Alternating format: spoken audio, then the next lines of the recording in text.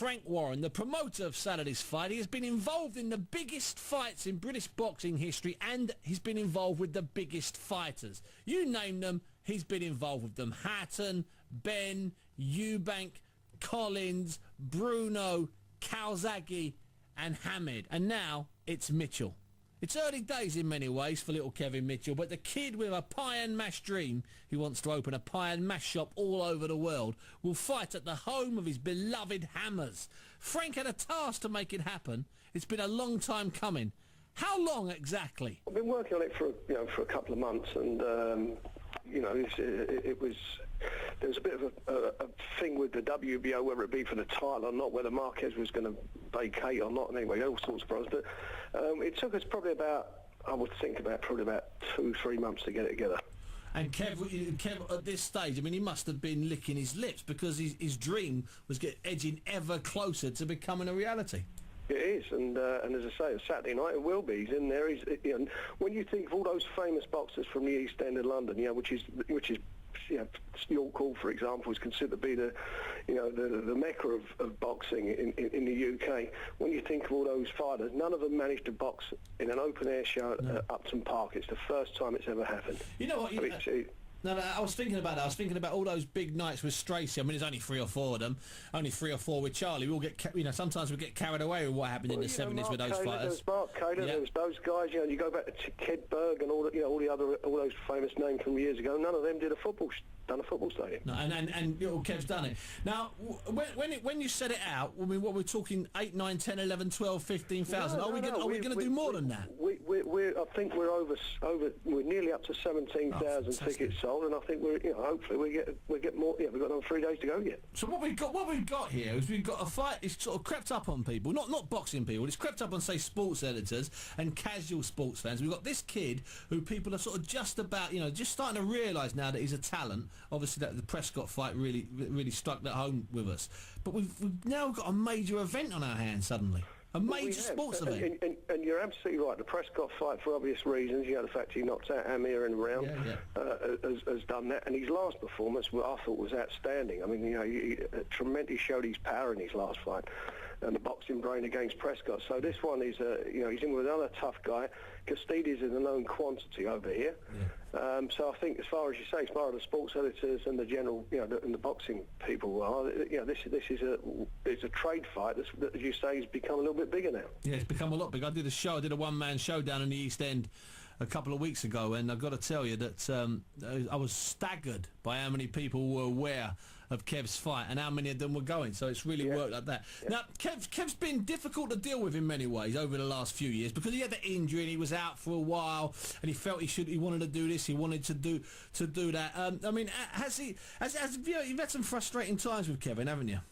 Yeah, he's a really nice kid. He's a good kid.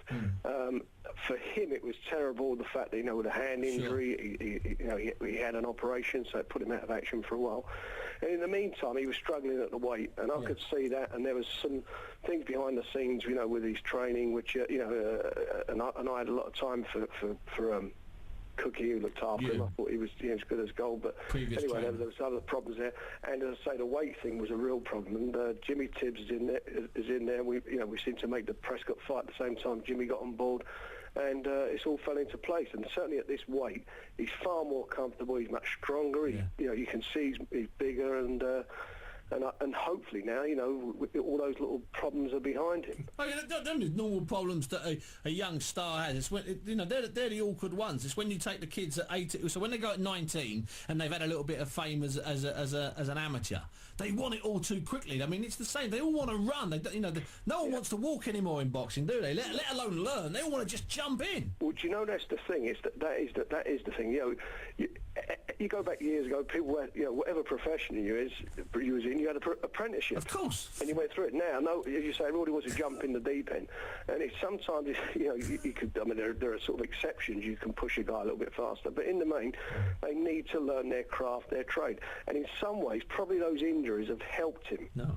You know what? In as much that he's mature, it's all real maturing physically. He's actually matured mentally as well, which has helped. Well, I'll let you in a secret. About 2 months ago on the show, he admitted the same thing. Don't tell him I told you, but he said the same thing. He said, you know what? He said being out the ring has given me a bit of time to think. Because what was it, about 9 months ago, 10 months ago, he was working working on a train track when he couldn't fight to supplement the money. He was injured. He was struggling financially. He didn't, I'm not telling secrets out of school because he said it himself. He didn't think about, the obligations you have when you earn money, like tax and things like that. But managed it. We've got it all squared away for him. He's all on track now. So hopefully, he's learnt from all that. I'm sure he has. And if this could be night on Saturday, I think this is something that can really sort of get him into a situation where some seriously big fights and some seriously big money comes his way. Because what happens here, I think it's guaranteed to be a big fight, because I don't think he'll be able to do to Katsidis what he did to Prescott for 12 rounds. I think he might be able to do it for a few rounds, but sooner or later, I think that Katsidis is a little bit clever, and I think he'll make him fight.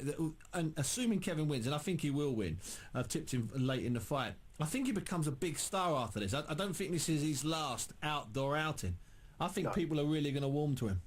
Well, I agree with you, and we've not had a big London star for a long, long time now, so hopefully he'll fill that void. When? I mean, you think about it. When? I mean, we had kids. Nigel Benn. Nigel, yeah. Frank Bruno, Nigel Benn. That's it. Nothing's really come out of London. That's any guys have been real big ticket sellers, and he's done that, Kevin. I mean, you consider. Yeah, and I'm not saying it for any reason, but as a matter of fact, is that he sold. I promoted Ricky Hatton, who was a real hot ticket seller at the time, but we only ever sold out once, the MEM with him, when he fought Costa Zoo. Prior to that, we never did it.